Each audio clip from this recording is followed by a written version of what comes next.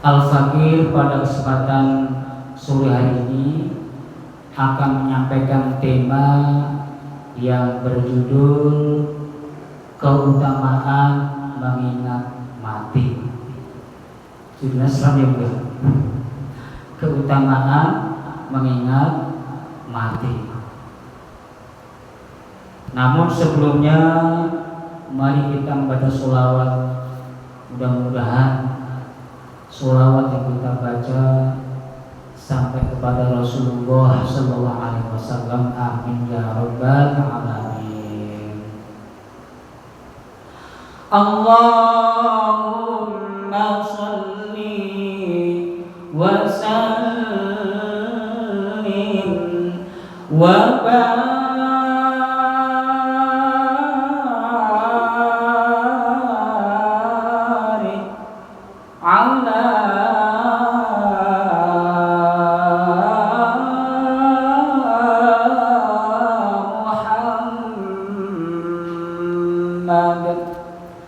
Sayyidina Muhammad ibn Abdillah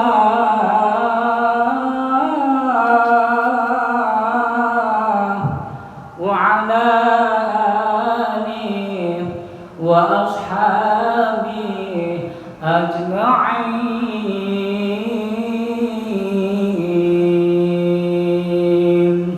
Sallu ala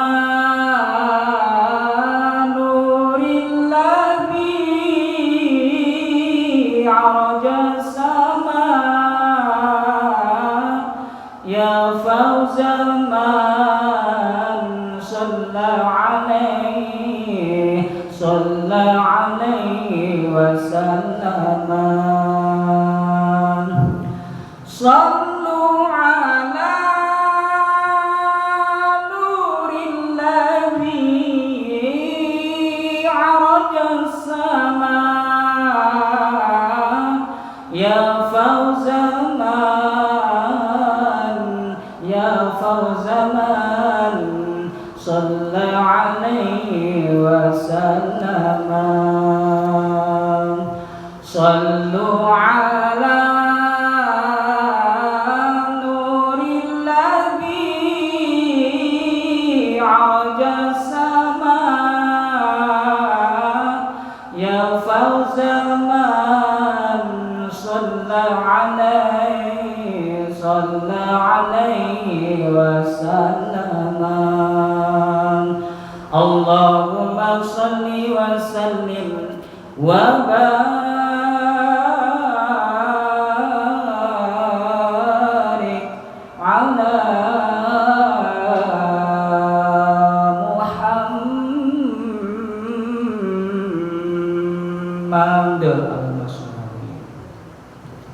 Jamaah ibu yang dirahmati oleh Allah Subhanahu wa taala,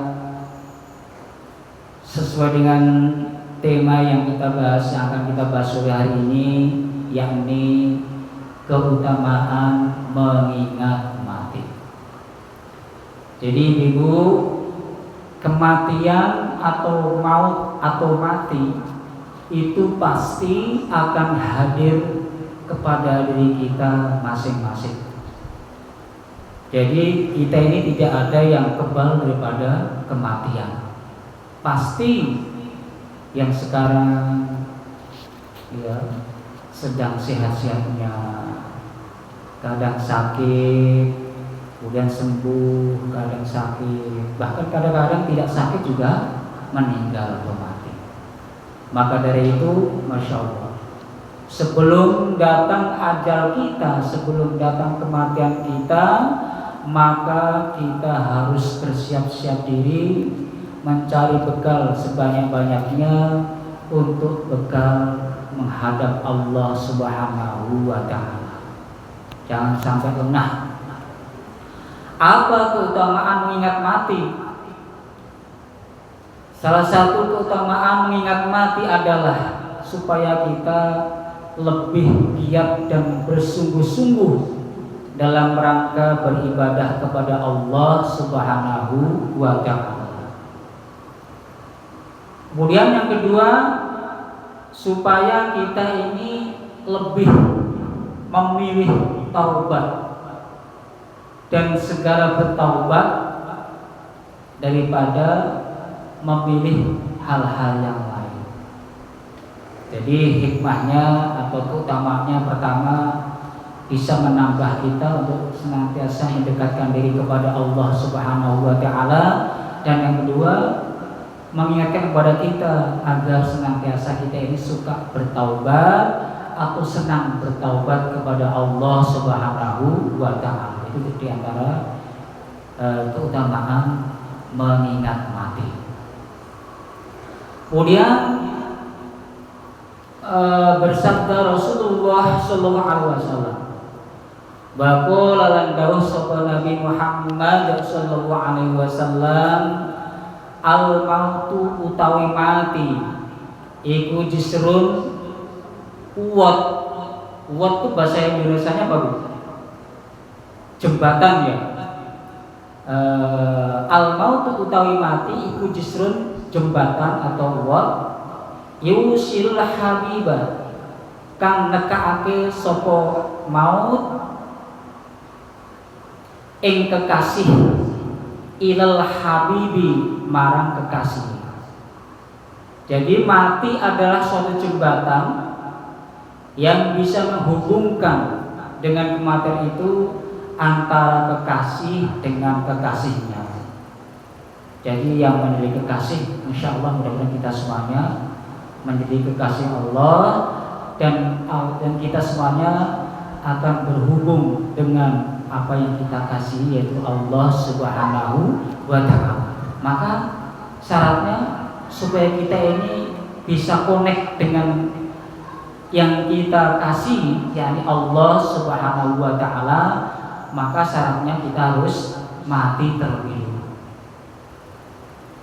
Siapa yang mau dulu? Mati itu menyenangkan ya. Mati karena berjumpa dengan Allah ya. Jadi jangan takut mati.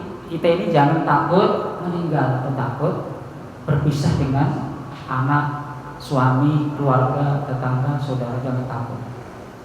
Justru orang yang beriman meninggal itu adalah nikmat, karena akan segera berjumpa dengan kekasihnya, yakni Allah Subhanahu wa ta'ala.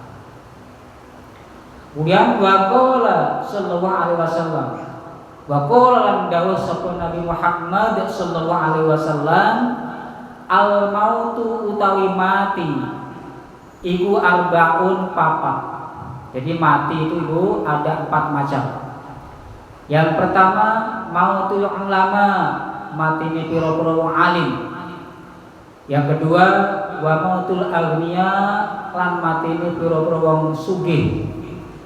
Yang ketiga wa mautul fuqara, lan mati ini pira-pira wong fakir.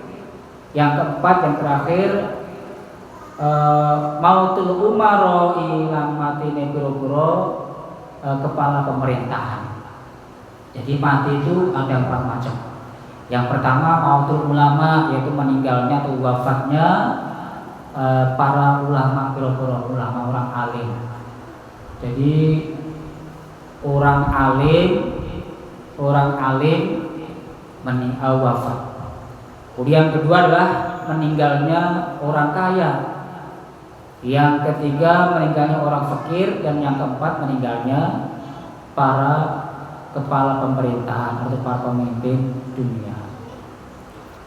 Kemudian famautul ulama, mongko utawi matine pira-pira wong alim iku sulmatun fid din, iku pecah panggonane ing dalam agama. Jadi meninggalnya atau wafatnya ulama itu zulmatun fid din, itu kegelapan bagi agama, gelap di dalam agama. Jadi kalau ulama itu ibaratnya kalau lampu itu mungkin 1000 watt atau berapa watt atau 100. Kalau kita mungkin berapa, Bu? Mungkin 5 watt. Jadi kurang terang. Tetapi kalau dari 5 watt digabung menjadi banyak itu juga nanti akan terang. Jadi masjid ini kalau satu mungkin nggak terang, tapi kalau 5 watt digabung dinyalain semuanya akhirnya menjadi terang. Makanya kalau terang bersama lebih bagus daripada terang sendiri-sendiri. Jadi ulama itu ibaratnya lampu 1000 watt, terang benderang, terang sekali. Kan nuri seperti cahaya. Tapi kita ini karena bukan ulama, maka mungkin 5 watt digabung akhirnya juga menjadi terang. Makanya kita harus senantiasa mengikuti kepada para ulama atau orang alim.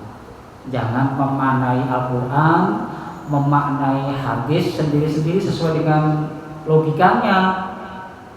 Yang lagi ngetren di Indramayu yaitu yang namanya pesantren Al-Zaitun, itu pimpinnya syekhnya namanya Panji Gumilang namanya, kiai namanya Panji Gumilang ya. Itu banyak memanai Quran, memanai hadis itu sesuai dengan logikanya masing-masing. Seperti melarang orang menghafal Quran, misalkan melarang orang pergi naik haji. Tanah di Indramayu itu suci,